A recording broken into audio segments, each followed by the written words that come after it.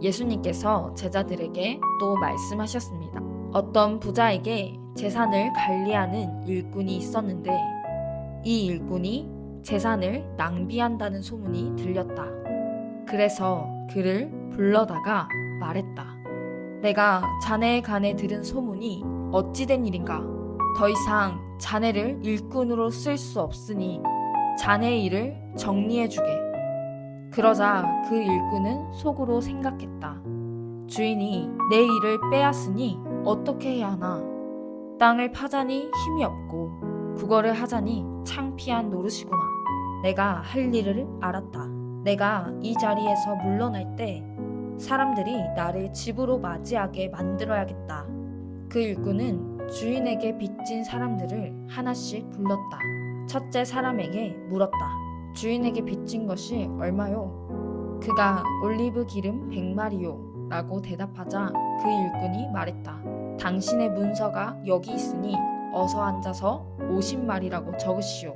또 다른 사람에게 그가 진 빚이 얼마냐고 물었다.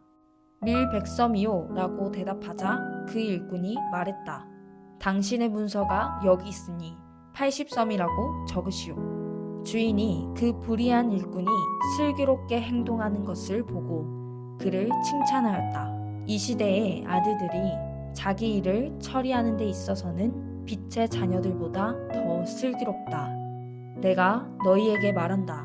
불의한 재물로 친구를 사귀어라. 그러면 그 재물이 없어질 때 그들이 너희를 영원한 곳으로 맞아들일 것이다. 아주 작은 일에 충실한 사람은 많은 것에도 충실하다. 아주 작은 일에 충실하지 못한 사람은 많은 것에도 충실하지 못하다. 그러므로 너희가 불의한 재물에도 충실하지 못하면 누가 참된 것을 너희에게 맡기겠느냐? 너희가 다른 사람의 것에 충실하지 못하면 누가 너희 몫을 너희에게 주겠느냐? 그 어떤 종도 두 주인을 섬길 수 없다.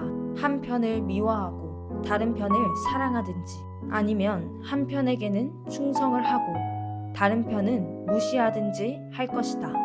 너희는 하나님과 재물을 함께 섬길 수 없다. 돈을 좋아하는 바리새파 사람들이 이 모든 것들을 들었습니다. 그리고 예수님을 비웃었습니다. 예수님께서 이들에게 말씀하셨습니다. 너희는 사람들 앞에서 스스로를 의롭다고 한다. 그러나 하나님께서 너희의 마음을 아신다. 사람에게 존경을 받는 것이 하나님께는 미움을 받는 것이다. 율법과 예언자의 때는 요한까지이다. 그러나 요한 이후부터는 하나님 나라의 복음이 전파된다. 모든 사람이 그 나라에 들어가려고 힘쓰고 있다. 율법에 작은 글자 하나가 떨어져 나가는 것보다 하늘과 땅이 없어지는 것이 더 쉬울 것이다. 자기 아내와 이혼하고 다른 여자와 결혼하는 사람은 누구나 간음죄를 짓는 것이다. 남편과 이혼한 여자와 결혼하는 사람도 간음죄를 짓는 것이다. 예수님께서 말씀하셨습니다. 어떤 부자가 있었다. 이 사람은 언제나 가장 비싼 옷을 입고 매일 호화스럽게 살았다. 한편 그 집 대문 앞에는 나사로라는 한 가난한 사람이 누워 있었는데 몸에는 부스럼투성이었다. 그가 부자의 식탁에서 떨어지는 부스러기로 줄임배를 채우기를 원했다. 심지어 개들이 와서 그의 부스럼을 핥았다. 어느 날 그 거지가 죽어 천사들에게 이끌려 아브라함의 팔에 안겼다. 부자도 죽어 땅에 묻혔다. 부자는 지옥에서 고통 가운데 있다가 눈을 들어 보았다. 멀리 아브라함이 보이고 나사로가 그의 품에 안겨 있는 것을 보았다. 그가 소리쳐 말했다. 아버지 아브라함이여, 제게 자비를 베풀어 주십시오.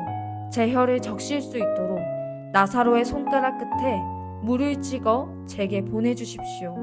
제가 이 불꽃 가운데서 몹시 고통을 당하고 있습니다.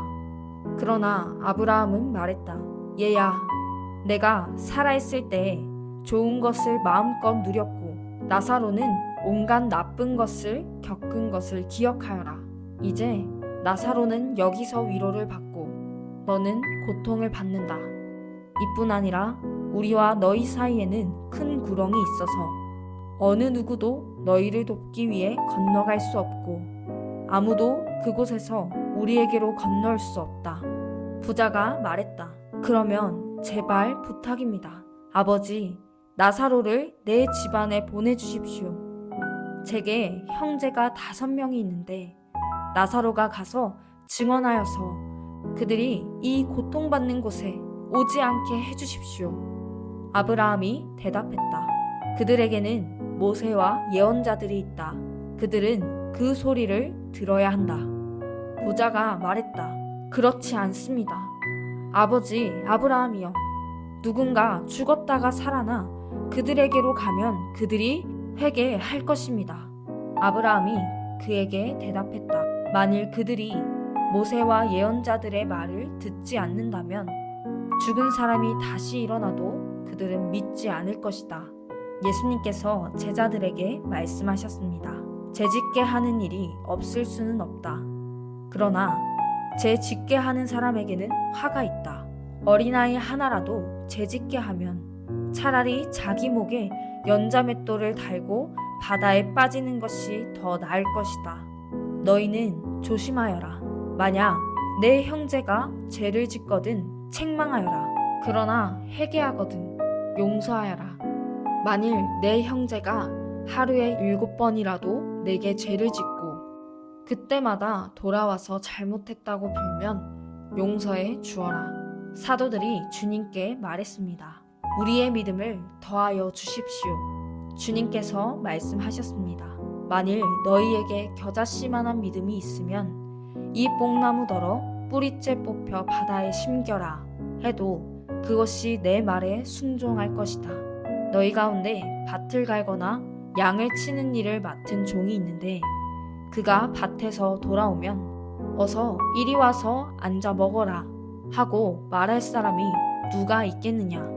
오히려 종에게 너는 내가 먹을 것을 준비하고 내가 먹고 마시는 동안 허리를 동이고 시중 들다가 그 후에 먹고 마시라 하지 않겠느냐.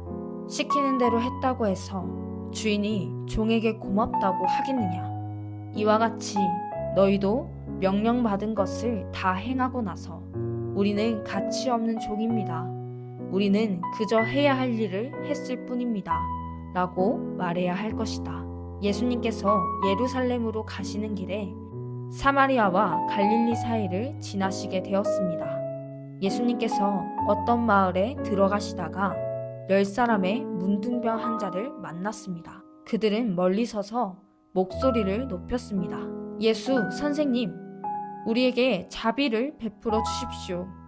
예수님께서 그들을 보시고 제사장에게 가서 너희 몸을 보여라 하고 말씀하셨습니다. 그들은 가는 도중에 몸이 깨끗하게 되었습니다.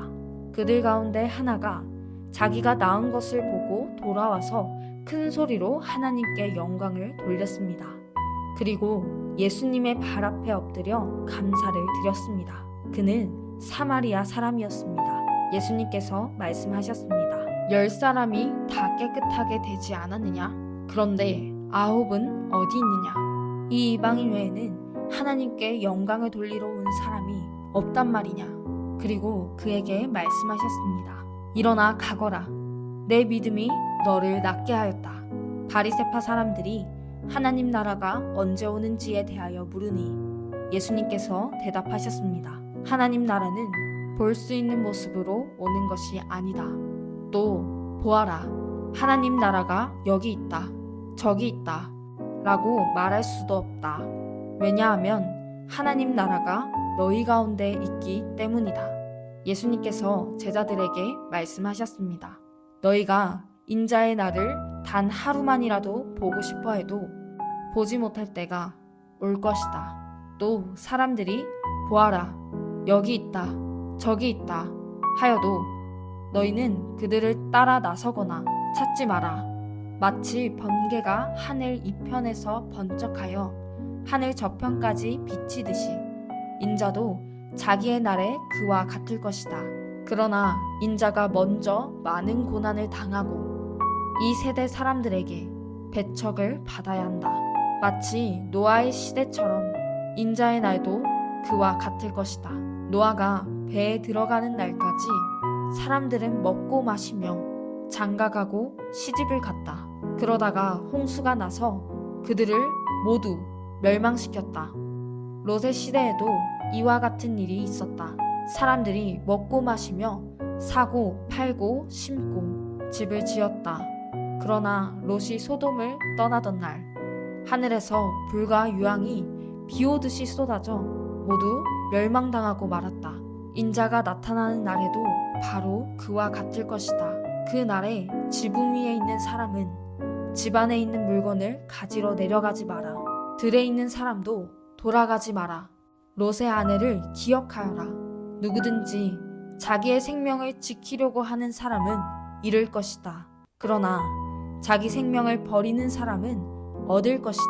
내가 너희에게 말한다.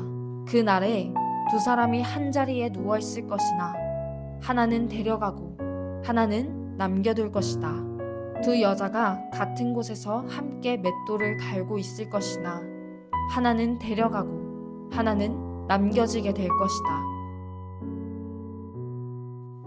그때 제자들이 대답했습니다. 주님, 어디에서 그런 일이 일어나겠습니까?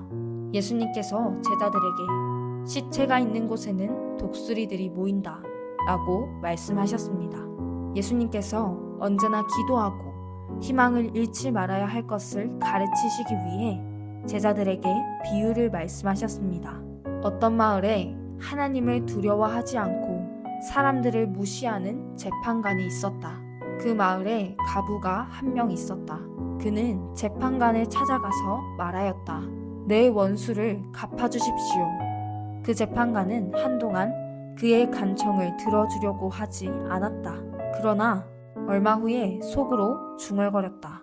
내가 하나님을 두려워하지 않고 사람을 무시하지만 이 과부가 나를 귀찮게 하니 그의 간청을 들어주어야겠다. 그렇지 않으면 계속 와서 나를 괴롭힐 것이다. 주께서 말씀하셨습니다. 이 불의한 재판관이 말한 것을 들으라. 하나님께서 반납 부르짖는 하나님의 선택된 백성들의 간청을 듣지 않으시고 오랫동안 미루시겠느냐? 내가 너희에게 말한다. 하나님께서 속히 그의 백성들에게 정의를 베푸실 것이다. 그러나 인자가 올 때 이 세상에서 이 믿음을 발견할 수 있겠느냐? 자기가 의롭다고 생각하고 다른 사람을 멸시하는 사람들에게 예수님께서 이런 비유를 말씀하셨습니다. 두 사람이 기도하려고 성전에 올라갔는데 하나는 바리새파 사람이고 하나는 세리였다. 바리새파 사람이 서서 이렇게 기도하였다. 하나님, 저는 다른 사람, 즉 사기꾼, 죄인, 간음을 행하는 자와 같지 않고 이 세리와 같지 않은 것에 감사를 드립니다. 저는 일주일에 2번씩 금식하며 모든 수입의 11조를 바칩니다. 한편 세리는 멀리 서서 감히 눈을 들어 하늘을 보지도 못하고 다만 가슴을 치며 말했다. 하나님, 이 죄인을 불쌍히 여겨 주십시오. 내가 너희에게 말한다. 이 사람이 저 바리새파 사람보다 의롭다는 인정을 받고 집으로 돌아갔다. 누구든지 자기를 높이는 사람은 낮아지고 자기를 낮추는 사람은 높아질 것이다. 사람들이 예수님께서 만져주시기를 원하여 어린아이들을 데리고 왔습니다. 제자들이 이를 보고 그들을 꾸짖었습니다. 그러나 예수님께서 그들을 부르시고 말씀하셨습니다. 어린아이들이 내게로 오는 것을 막지 마라. 하나님 나라는 이런 어린아이들의 것이다. 내가 진정으로 너희에게 말한다. 어린아이와 같이 하나님 나라를 받아들이지 않는 사람은 하나님 나라에 들어갈 수 없다. 어떤 지도자가 예수님께 선한 선생님, 영생을 얻으려면 무엇을 해야 합니까? 라고 물었습니다. 예수님께서 대답하셨습니다. 왜 나를 선하다고 하느냐? 선한 분은 오직 하나님 한 분뿐이시다. 너는 계명들을 알고 있다. 간음하지 마라. 살인하지 마라. 도둑질하지 마라. 거짓 증언하지 마라. 내 아버지와 어머니를 공경하여라. 그가 대답했습니다. 이 모든 것을 저는 어려서부터 다 지켜왔습니다. 예수님께서 이 말을 들으시고 그에게 말씀하셨습니다. 내게 아직도 부족한 것이 하나 있다. 내 재산을 다 팔아 가난한 사람들에게 나누어 주어라. 그러면 하늘에서 보화를 얻을 것이다. 그리고 와서 나를 따르라. 이 말씀을 듣고 그는 몹시 근심하였습니다. 왜냐하면 그는 큰 부자였기 때문입니다. 예수님께서 그를 보시며 말씀하셨습니다. 부자가 하나님 나라에 들어가는 것이 참으로 어렵다. 부자가 하나님 나라에 들어가는 것보다 낙타가 바늘구멍으로 지나가는 것이 더 쉽다. 사람들이 이 말씀을 듣고 말했습니다. 그렇다면 누가 구원받을 수 있겠습니까? 예수님께서 말씀하셨습니다. 사람으로는 할 수 없는 것을 하나님께서는 하실 수 있다. 그때 베드로가 말했습니다. 우리는 모든 것을 버리고 주님을 따랐습니다. 예수님께서 제자들에게 말씀하셨습니다. 내가 진정으로 너희에게 말한다. 하나님 나라를 위해 집이나 아내나 형제나 부모나 자녀를 버린 사람은 이 세상에서 여러 배로 받을 것이요. 또한 오는 세상에서 영생을 얻을 것이다. 예수님께서 12제자를 따로 부르시고 말씀하셨습니다. 보아라, 우리는 예루살렘으로 올라간다. 인자에 대하여 예언자들이 기록한 모든 일이 이루어질 것이다. 인자가 이방인들에게 넘겨져 조롱을 당하고 모욕을 당하며 침뱉음을 당할 것이다. 그리고 이방인들이 인자를 채찍질한 후 죽일 것이다. 그러나 3일 만에 다시 살아날 것이다. 그러나 제자들은 이 말씀을 하나도 이해하지 못하였습니다. 이 말씀의 뜻이 감추어져 있어서 제자들은 예수님이 하시는 말씀을 이해하지 못하였습니다. 예수님께서 여리고에 가까이 가셨을 때였습니다. 어떤 보지 못하는 사람이 길가에 앉아 구걸하고 있었습니다. 많은 사람들이 지나가는 소리를 듣고 그가 무슨 일인지 물었습니다. 사람들이 나사렛 예수님이 지나가신다고 말해 주었습니다. 그러자 그는 큰 소리로 외쳤습니다. 다윗의 자손 예수님, 제게 자비를 베풀어 주십시오. 앞서가던 사람들이 그를 엄히 꾸짖으며 조용히 하라고 했습니다. 그러나 그는 더욱 큰 소리로 외쳤습니다. 다윗의 자손이여, 제게 자비를 베풀어 주십시오. 예수님께서 걸음을 멈추시고 그를 데려오라고 명하셨습니다. 그가 가까이 왔을 때 예수님께서 물으셨습니다. 무엇을 해주기를 원하느냐? 그러자 그가 대답하였습니다. 주님, 다시 보기를 원합니다. 예수님께서 그에게 말씀하셨습니다. 눈을 떠 보아라. 내 믿음이 너를 낫게 하였다. 그 즉시 그가 눈을 뜨고 예수님을 따르며 하나님께 영광을 돌렸습니다. 모든 사람들이 이것을 보고 하나님께 찬양을 드렸습니다.